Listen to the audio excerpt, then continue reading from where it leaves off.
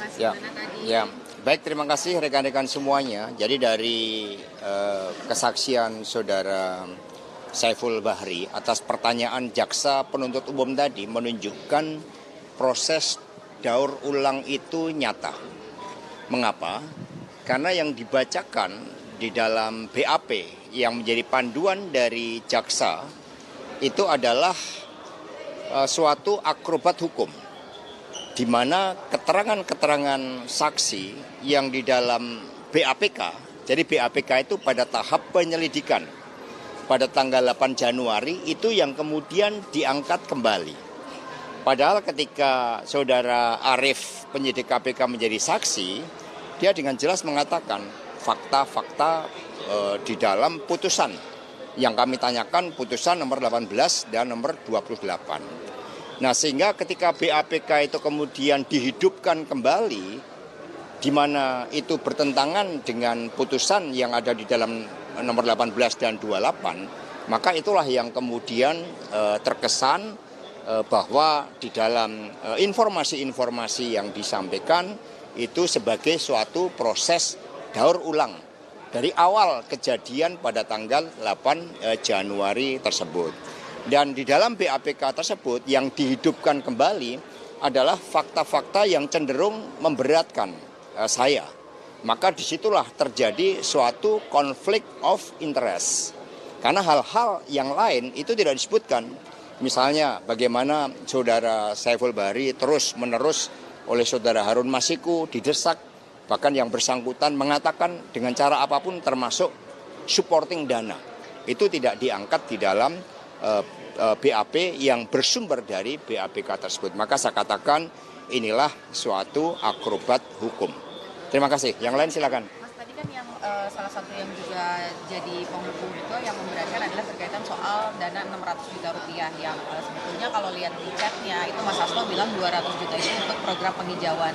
Nah, itu sebetulnya apa betul 400-nya itu sesuai dengan yang disampaikan oleh Dr. Tri bahwa itu untuk Harun Masiku atau memang sebetulnya 600 jutanya itu full untuk program penghijauan, Mas? Jadi nanti akan terungkap ketika giliran dari penasihat hukum kami yang akan menanyakan hal tersebut. Terkait dengan program penghijauan, kalau rekan-rekan pers datang ke DPP, itu kan ada vertical garden. Nah, itu dibangun dalam rangka ulang tahun PDI Perjuangan tanggal 10 Januari 2020, di mana saat itu bertepatan dengan Hari Bumi. Nah, sehingga program penghijauan tersebut memang dilaksanakan. Nah, sebelumnya saudara Saiful meminta untuk mengerjakan hal tersebut. Namun karena kejadian tanggal 8 Januari akhirnya hal tersebut tidak jadi dijalankan. Jadi memang budgetnya harusnya 600. Budgetnya lebih dari 600, jadi ya sekitar 600-800 yang disetujui oleh bendahara. Itu ada di dalam keterangan persidangan ketika saya menjadi saksi di bawah sumpah dalam perkara nomor 18 dan 28. Selanjutnya tim hukum silakan.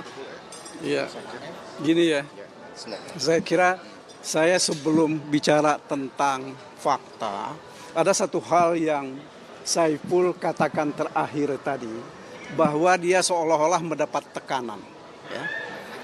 Kalau kita lihat BAP-nya Saiful, ketika dia diperiksa pertama sekali oleh penyidik, ya, tanggal 8 Januari 2020, yang BAP tahun 2025 ini, dia diikuti oleh sejumlah orang karena ditunjukkan foto-fotonya, 9 Januari. Ya, dan itu ditanyakan kepada dia, ya, apakah ini fotonya dia atau bukan.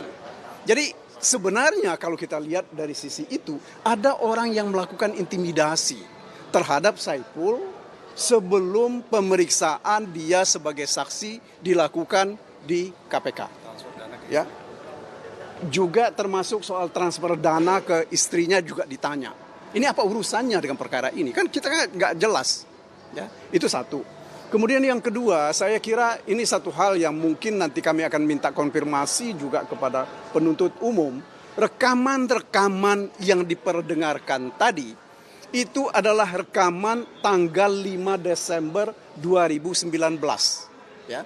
Tapi untuk saudara-saudara ketahui, surat perintah penyelidikan itu baru diterbitkan tanggal 20 Desember ketika hari pergantian pimpinan KPK lama dengan pimpinan KPK baru. Ya. Ini artinya seperti saya dari kemarin saya selalu katakan bahwa ini memang ada orkestrasi yang dibuat sedemikian rupa untuk mengungkapkan fakta-fakta yang tidak benar, ya, atau fakta-fakta yang tidak ada dasar hukumnya untuk diungkap dalam perkara ini. Yang penting kan ini buat orang-orang tertentu bahwa yang penting Mas Hasto ini salah, ya kan? Ini kan yang penting buat mereka. Tapi nanti ya saya kira kami akan coba nanti akan dalami persoalan ini bukan hanya terhadap Saiful, mungkin terhadap saksi-saksi yang lain. Tetapi itu tadi kira-kira menurut hemat saya yang perlu mendapat perhatian. Karena kita nggak mau proses persidangan ini digunakan untuk menghukum orang tidak bersalah dengan fakta-fakta dan bukti-bukti yang tidak benar. Atau fakta-fakta dan bukti-bukti yang tidak ada dasar hukumnya. Saya kira itu yang bisa saya sampaikan. Bantahan pencatutan itu, Pak, tadi kan disampaikan bahwa dia tidak mencatut nama Mas Hasto begitu, bahwa Tio itu yang ngomong fakta. Nah, itu 2 lawan 1, apakah juga bagian dari tekanan yang mungkin terjadi sama Saiful Bahri? Saya kira soal penggunaan nama orang lain, kita bisa dengar dan kita bisa ulang keterangan-keterangan dari Doni dan Tio. Bagaimana Saudara Saiful mengatasnamakan siapapun, ya, termasuk terutama sekjen, kalau ketika dia berbicara dengan siapapun. Ada satu hal lagi saya kira yang kita tidak pernah jelas betul, apakah Pak Hasto itu pernah menyampaikan kepada Saudara Saiful atau kepada Saudara Doni bahwa uang ini adalah untuk Wahyu. Ya, karena ini kan yang dikatakan suap itu memberi hadiah atau janji. Yang kita dengar tadi adalah bahwa itu dana talangan. Ya, kalau itu dana talangan betul seperti itu sempat ada pembicaraan, maka penggunaan uang itu tidak menjadi tanggung jawab yang memberikan dana talangan. Nah ini saya kira kekeliruan yang dibuat sedemikian rupa ini secara sengaja dilakukan. Kemudian diberikan makna seolah-olah ada suap, ada perintah dari Mas Hasto untuk memberi hadiah atau janji. Saya kira itu yang bisa saya sampaikan. Terima kasih. Nanti kita dengar selanjutnya. Silakan Pak Febri. Ya, ini tambahan sedikit saja. Ada satu hal yang perlu kita pahami dalam hukum acara pidana kita, bahwa keterangan satu orang saksi saja itu tidak boleh berdiri sendiri. Jadi keterangan satu saksi saja itu tidak bisa dijadikan dasar untuk menyatakan seseorang bersalah, apalagi kemudian menghukum seseorang. Itu yang perlu dipahami. Kenapa ini penting? Karena dari setengah hari sesi pemeriksaan saksi Saiful Bahri ini, kami mencatat cukup banyak pertentangan dan kontradiksi dengan keterangan saksi-saksi yang lain yang sudah diperiksa sebelumnya. Ada 13 orang saksi yang sudah diperiksa sebelumnya dari berbagai unsur, dan kami mengidentifikasi cukup banyak pertentangan-pertentangan tersebut. Termasuk diantaranya terkait dengan sumber dana 400 juta, kemudian pertemuan-pertemuan yang dilakukan, dan juga arahan-arahan yang seolah-olah dituduhkan itu berasal dari Pak Hasto. Padahal kalau kita simak baik-baik tadi, ada satu poin yang disampaikan oleh saksi yang sebenarnya sinkron dengan saksi yang lain. Kalau benar pertemuan antara Pak Hasto terjadi dengan Saiful Bahri dan Doni, sebenarnya tidak ada arahan sama sekali terkait dengan penggunaan dana dalam pengurusan Harun Masiku di KPU tersebut.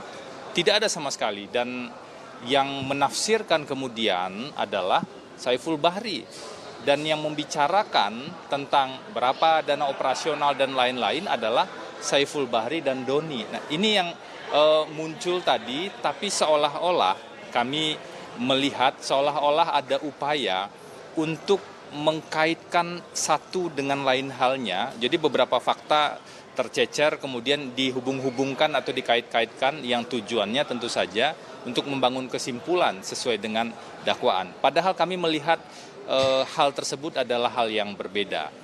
Perlu kita pahami dan kita pilah secara jernih. Keputusan dan instruksi partai adalah sesuai dengan putusan Mahkamah Agung dan juga fatwa Mahkamah Agung, menjalankan langkah hukum yang konstitusional agar suara yang masuk kepada caleg yang meninggal dunia itu masuk ke partai, dan kemudian partai memutuskan siapa yang berhak menerima itu. Ada proses sejak awal yang sudah dilakukan secara hukum, sah dan konstitusional. Tetapi di tengah jalan, nah ini harus dipilah secara jernih.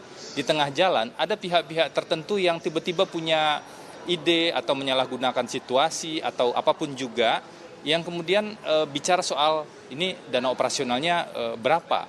Jadi kita harus urut sejak awal nih.